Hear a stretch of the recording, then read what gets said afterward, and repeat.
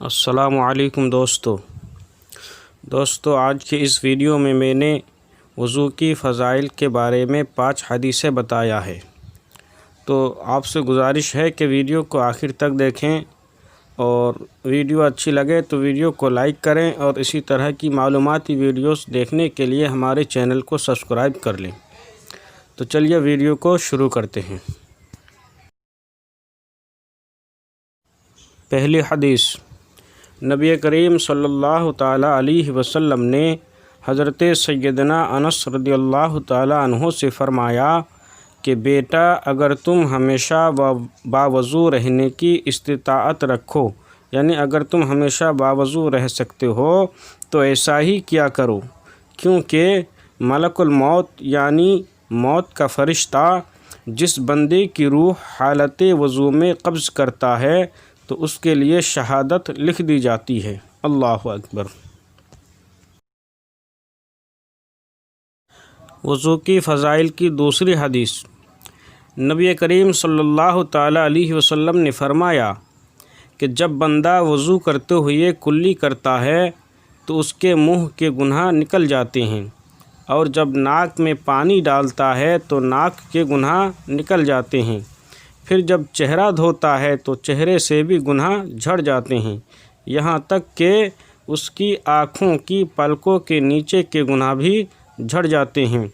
اور جب وہ دونوں ہاتھ دھوتا ہے تو اس کے دونوں ہاتھوں سے گناہ بھی جھڑ جاتے ہیں، حتیٰ کہ اس کے ہاتھ کے ناخنوں کے نیچے سے گناہ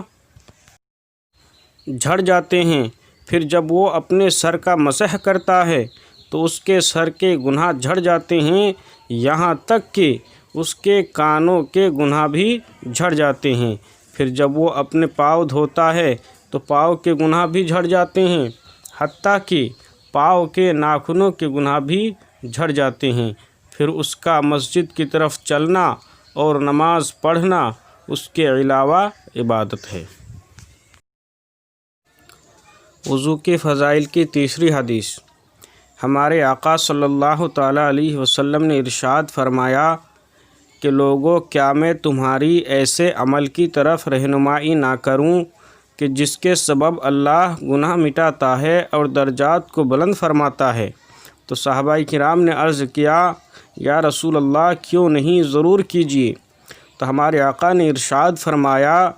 کہ دشواری کے وقت کامل وضو کرنا، اور مسجد کی طرف کثرت سے چلنا، اور ایک نماز کے بعد دوسری نماز کا انتظار کرنا،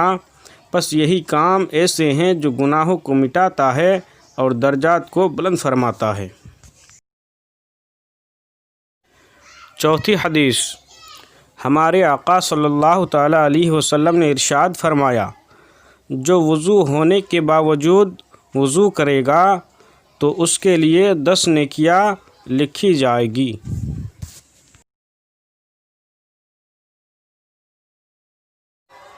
اور 5ویں حدیث یہ ہے کہ ہم گنہگاروں کو اپنے رب سے جنت دلوانے والے ہمارے پیارے آقا صلی اللہ تعالیٰ علیہ وسلم نے ارشاد فرمایا کہ جو شخص احسن یعنی اچھے طریقے سے وضو کرے اور 2 رکعتیں دل جمی کے ساتھ ادا کرے تو اس کے لیے جنت واجب ہو جائے گی۔ اللہ اکبر۔ دوستو، یہ تھے وضو کے فضائل کی 5 حدیثیں۔ تو آپ کو اگر یہ ویڈیو اچھی لگے تو ویڈیو کو لائک کریں، اور اسی طرح کی معلوماتی ویڈیوز دیکھنے کے لیے ہمارے چینل کو سبسکرائب کر لیں۔